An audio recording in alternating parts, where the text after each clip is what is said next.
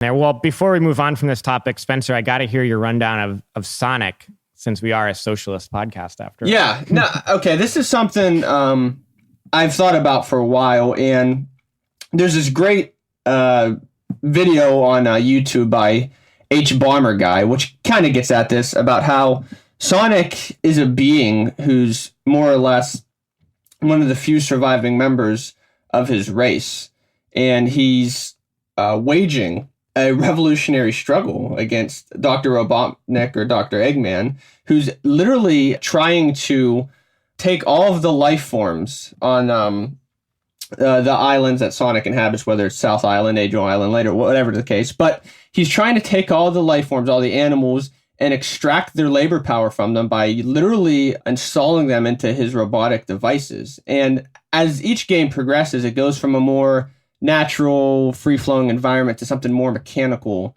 and more grotesque.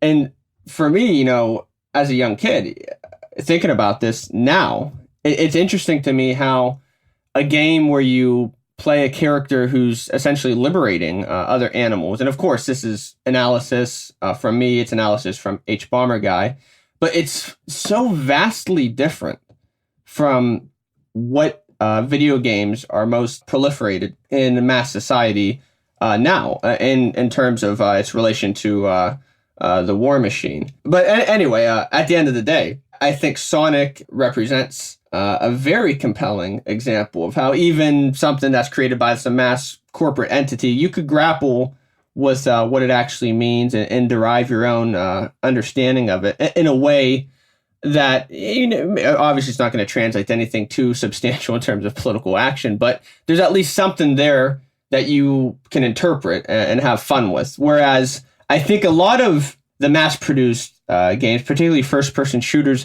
don't really give you any opportunity to grapple with subtext, to look into it more deeply, and it's really just an algorithmically generated process that gets you to play more, and that's about it. There's not very much color to it. There's not very much story to it. It's just a never-ending process which perpetuates itself in hopes that you continue to play it. And again, I don't want to take up too much time, but we could have a very long conversation about why 16-bit games, and Sonic in particular, do have something of a socialist subtext to them. Right, and when you're looking at yourself in uniform and trying to really analyze your role in the world, you can't help but realize you're fighting for Dr. Robotnik. You're not fighting for Sonic. You are, exactly.